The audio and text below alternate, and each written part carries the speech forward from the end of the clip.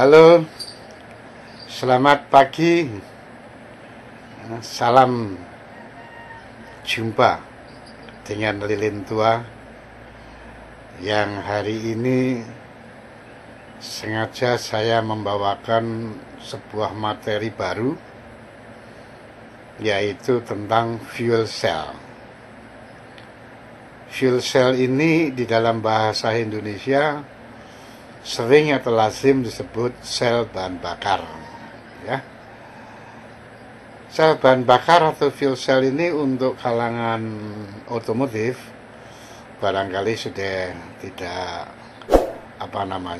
tidak asing, karena sudah mulai diaplikasikan. Namun untuk masyarakat maritim, dalam hal ini penggunaan di kapal-kapal, ini baru ada beberapa, dan sementara yang lain masih dalam percobaan. Namun semuanya ini di dalam rangka mengantisipasi fuel cell itu sendiri nantinya akan dipakai sebagai bahan bakar alternatif, bukan bahan bakarnya, penghasil tenaga alternatif, ya. Karena luas cakupannya, maka paparan saya atau penjelasan saya bagi menjadi 3 part. Di part 1 ini saya baru ngomong tentang latar belakang penggunaan fuel cell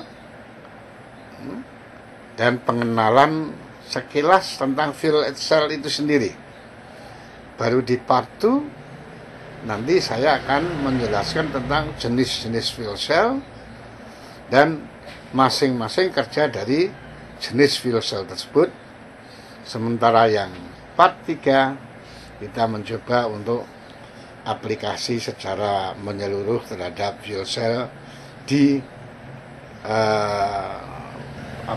transportasi laut. Baik, fuel cell ini muncul dilatar belakangi oleh permasalahan bahan bakar fosil, ya. Diawali dengan permasalahan bahan bakar fosil, di mana bahan-bahan bakar fosil ini di samping semua merasakan bahwa keberadaannya makin langka atau terbatas, tidak terbarukan, bahan bakar fosil ini juga mempunyai masalah yang berkelanjutan dalam hal emisi dari hasil pembakarannya, ya. Sementara emisi itu sendiri sangat merugikan kehidupan manusia, sehingga kita perlu mencarikan sesuatu alternatif lain, bahan bakar jenis lain, atau sumber tenaga jenis lain, yang di samping mudah memperolehnya juga tetap membatasi emisi yang terjadi untuk memenuhi persyaratan yang dituntut oleh masyarakat dunia, yaitu umpamanya emisi gas buang tentang sulfur. Bagaimana kita harus mengatasi kelebihan atau kandungan sulfur ini demi kesehatan manusia, sehingga kapal-kapal diberi pilihan menggunakan bahan bakar sulfur rendah, menggunakan bahan bakar lain, atau tetap menggunakan sulfur tetapi sulfur tinggi, tetapi diolah menjadi sulfur rendah emisinya. Nah, ini apalagi kita ngomong tentang zero karbon. Ini semuanya diperkuat lagi tuntutan ini untuk daerah-daerah yang aliran udaranya tidak memungkinkan untuk punya kelebihan dari kandungan tersebut. Seperti daerah-daerah sulfur emisi control area dan emisi control area. Dari semua percobaan, dari semua penelitian, dari semua desain yang sempat ada, pernah ada dan dicoba, ternyata ada solusi, yaitu ditemukannya fuel cell yang nantinya akan memainkan peran kunci. Apa itu fuel cell? Nah, nanti kita bahas bersama-sama. Sebelum kita nyampe ke fuel cell, sebagaimana tuntutan daripada masyarakat dunia terhadap emisi, tuntutan masyarakat dunia tentang kelangkaan bahan bakar fosil, maka mari saya ajak untuk ngikutin dari awalnya, terutama untuk kapal-kapal LNG, kapal-kapal atau gas carrier, pengangkut gas. Ya, untuk mengatasi emisi, ditekankan menggunakan penggerak eksternal, penggerak dengan pembakaran luar, yaitu turbin uap. Dengan turbin uap ini, maka emisi yang dihasilkan atau emisi yang didapat adalah emisi dari pembakaran ketel uapnya. Karena di ketel uap ini terjadi pembakaran yang menghasilkan tenaga uap yang dipakai untuk muter turbin uap. Sementara bukan tidak mungkin hasil pembakaran yang tidak sempurna akan menimbulkan emisi yang tidak kita kehendaki. Oleh karena di sisi turbinnya nggak ada permasalahan mengenai emisi, justru kita mendapatkan ketenangan barangkali mesin turbin, tapi di ketel itu sendiri perlu diperhatikan terhadap emisinya. Maka ketel-ketel sekarang, terutama yang untuk gas carrier, di samping memanage muatan gasnya, muatan cairannya, yang mau tidak mau dia akan tetap menguap, yang kalau ini tidak di manage akan menghasilkan tekanan tinggi dan peledakan. Maka ball of gas ini, BOG ini perlu di manage. Salah satunya adalah dipakai untuk bahan bakar, yaitu untuk di ketel dual fuel. Jadi barangkali kemarin kita dengar tentang dual fuel engine, diesel engine. Di ketel pun, ketelnya juga bisa mempergunakan dua macam bahan bakar, yaitu bahan bakar HFO,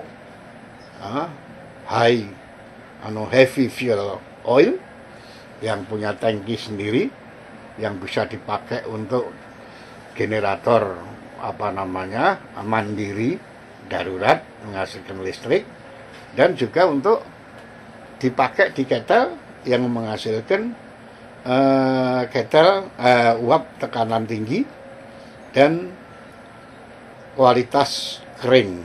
Ya, sebagaimana Anda ketahui, di ketel ada dimulai dari penghasilan kenaikan suhu air pengisian melalui economizer. Kemudian dari economizer kita tingkatkan fungsinya ke pembuatan uap, walaupun uap ini masih berbentuk jenuh yang hanya bisa dipakai untuk pemakaian pemanasan dan sebagainya dari evaporator. Sementara yang terakhir adalah uap kering yang dipakai untuk turbin-turbin. Apakah itu turbin induk, apakah itu turbin bantu seperti turbo generator menggunakan uap panas lanjut atau superheated steam. Iya. Jadi di sini kita sudah mulai memperhatikan pemakaian bahan bakar. Di samping pemakaian bahan bakar itu untuk manage atau mengelola tentang muatan, apakah dibakar, apakah dicairkan kembali, atau apakah dipakai sebagai bahan bakar. Dia juga dipergunakan dalam rangka menurunkan emisi. Ya, selanjutnya untuk kapal-kapal kontainer general cargo yang lain yang ukuran besar,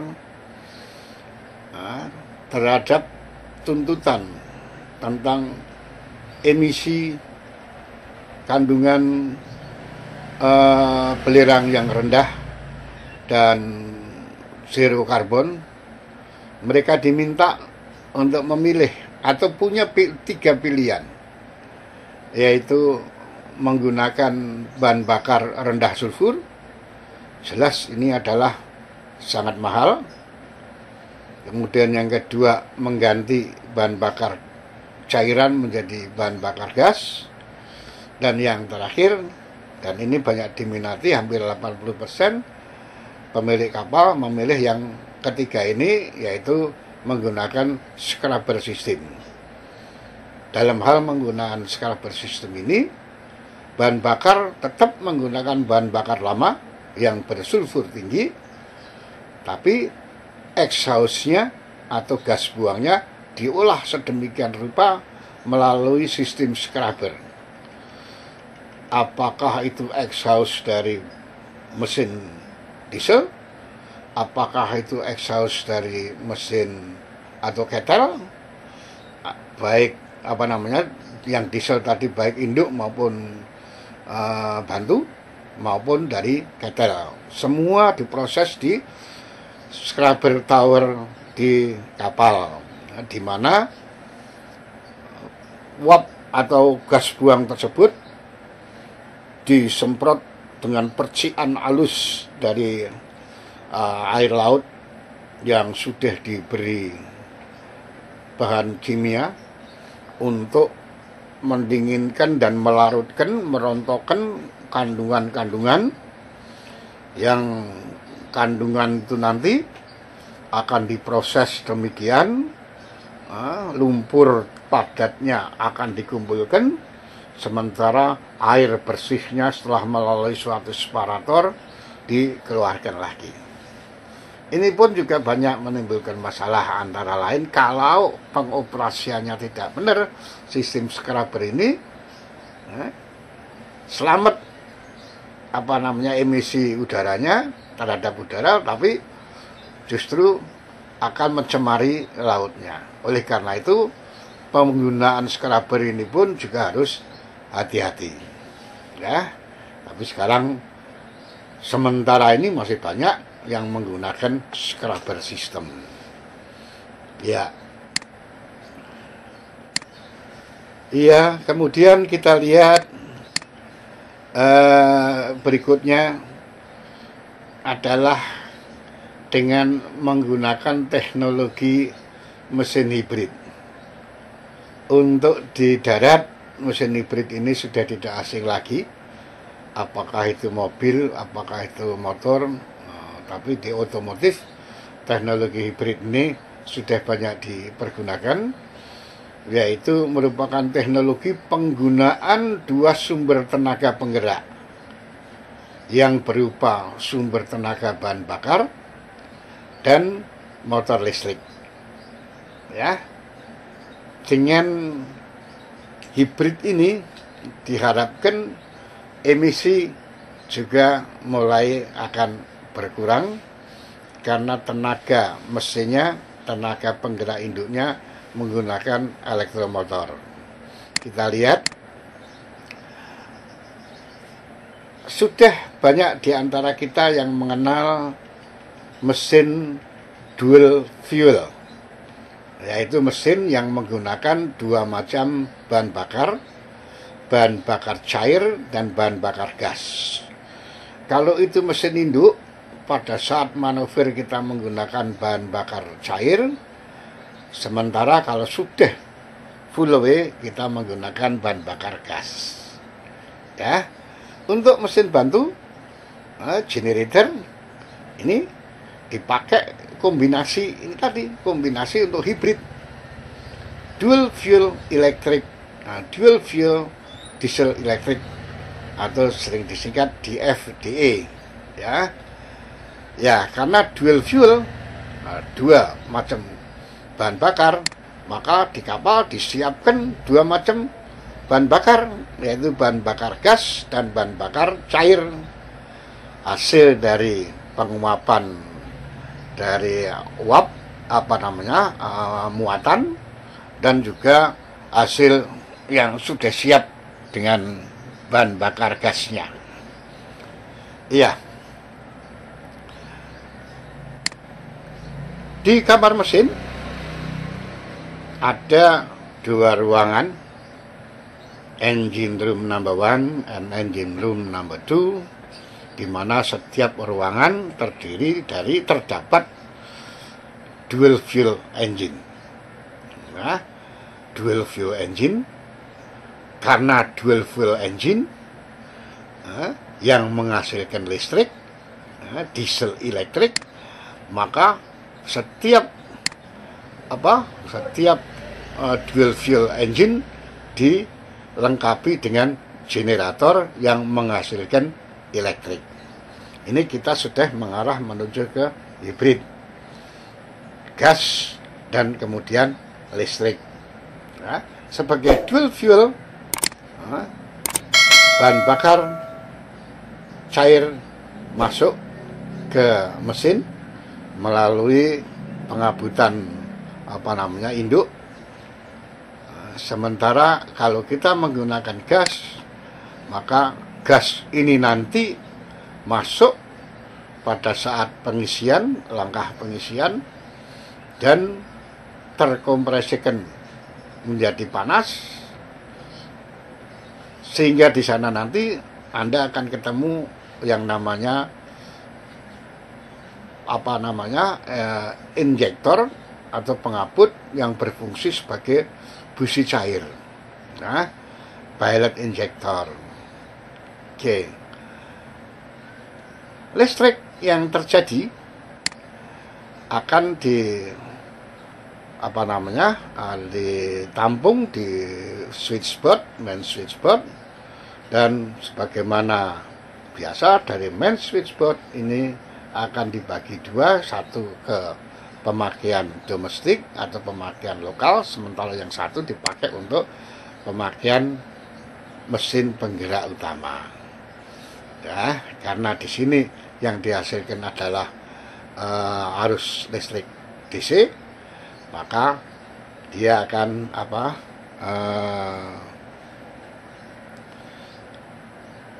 menghasilkan arus yang bisa memutar elektromotor yang selanjutnya melalui gearbox memutar baling-baling. Inilah cangkrangan atau inilah cerita tentang dual fuel diesel elektrik atau yang sering disebut DFDE, ya, dual fuel diesel elektrik, merupakan salah satu contoh dari mesin hibrid, yaitu dua sumber tenaga, sumber bahan bakar, yaitu bahan bakar gas atau bahan bakar cair dan listrik dikombinasikan. Oke. Selanjutnya kita akan mengenal yang disebut diesel electric propulsion. Ini sama dengan yang tadi, hanya saja yang tadi kita ngomong tentang dual fuelnya saja, tapi sementara di sini nampak adanya diesel emergency yang juga menghasilkan listrik, tapi ini juga dalam rangka hibrid ya. Kemudian apa itu yang namanya fuel cell? Fuel cell ini merupakan suatu alat yang menghasilkan listrik berdasarkan peristiwa kimia ya, dengan menggunakan bahan bakar hidrogen dan oksigen yang akhirnya menghasilkan listrik dengan emisinya berupa air dan panas ya. Jadi ini ada berbeda, sama-sama elektrokimia, tapi agak berbeda dengan baterai. Kalau baterai habis dan perlu di-charge, sementara ini tidak perlu di-charge selama tersedia bahan bakarnya, yaitu salah satunya hidrogen dan oksigen. Ya. Bagaimana cara kerjanya? Nah, di sini nanti ada saluran bahan bakar masuk, apakah itu hidrogen, apakah itu oksigen, ada katode, ada anode, ada cairan elektrolit, di mana atom-atom hidrogen masuk ke anoda. Nah, di dalam anoda ini terjadi penguraian antara elektron-elektronnya, di mana yang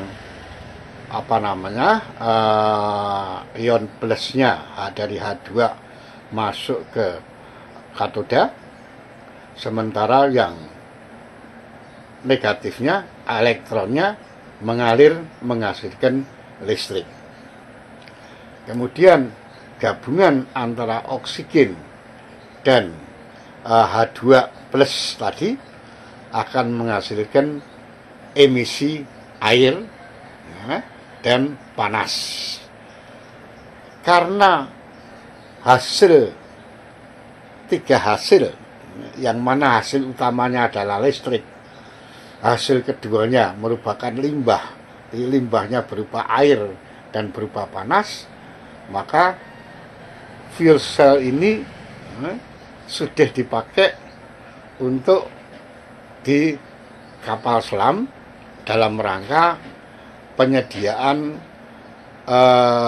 penggerak bebas dari udara, air independent propulsion, AIP ya. Ya, ini jadi bahan bakar yang berupa oksigen setelah melewati katalis yang berupa anoda dan katoda, maka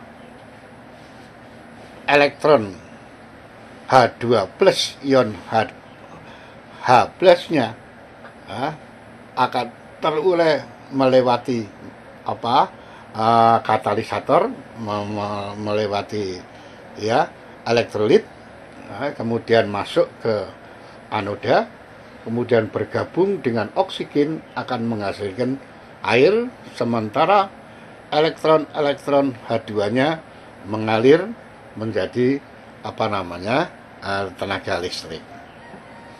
Ya. Ini sama, bahan bakar oksigen, hidrogen masuk, kemudian bersentuhan dengan anoda, maka di dalam anoda elektron-elektron hidrogen akan membentuk aliran listrik, sementara uraian dari ion plus dari oksigen, dari hidrogen akan mengalir ke katoda, kemudian bersentuhan dengan udara, oksigen dalam hal ini akan membentuk air H2O plus panas ya. Ya, ini adalah sekilas. Nah, nanti di part 2 kita akan mempelajari secara penuh tentang penguraian elektron menjadi ion plus dan sebagainya ini nanti. Iya. Manfaat daripada hasilan dari fuel cell tadi telah dipergunakan di kapal selam, di mana fuel cell-nya bahan bakarnya adalah hidrogen dan oksigen, sehingga di kapal selam ada tempat penyediaan O2, tangki-tangki O2 dan juga tangki-tangki H2 sebagai cadangan selama dia menyelam. Karena sedemikian banyak O2 dan H2 hidrogen yang dibawa, maka kemampuan menyelam dari kapal yang menggunakan fuel cell modules ini lebih lama karena tidak tergantung terhadap udara. Karena kalau kita menggunakan diesel, sebegitu udaranya diperkirakan berkurang atau habis karena alarm, dia harus naik ke atas untuk mengisi atau menjalankan mesin bantunya untuk mengisi aki, mengisi listrik dan sebagainya.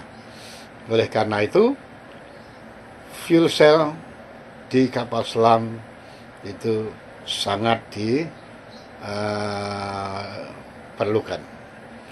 Tentang model-modelnya atau jenis-jenisnya nanti di part 2 kita akan ketemu. Nah, di sana akan kelihatan bahwa propeller dari kapal selamnya oleh elektromotornya dijalankan oleh listriknya dihasilkan dari fuel cell.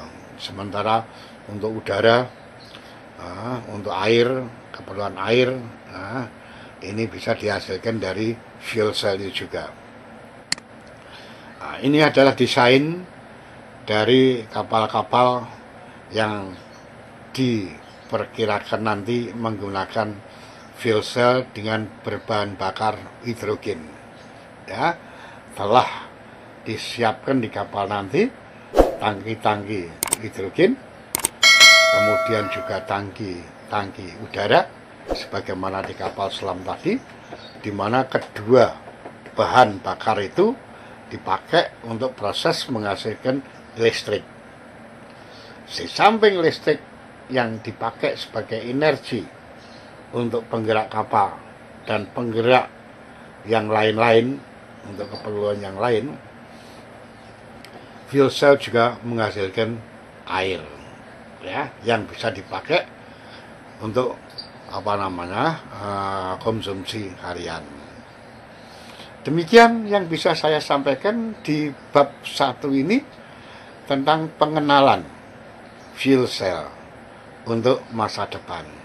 Ya, jadi jangan kaget, tidak saja mobil, tidak saja motor, tapi kapalmu nanti, atau bukan tidak mungkin Anda nanti akan ketemu, akan bekerja di atas kapal yang sudah menggunakan sistem fuel cell.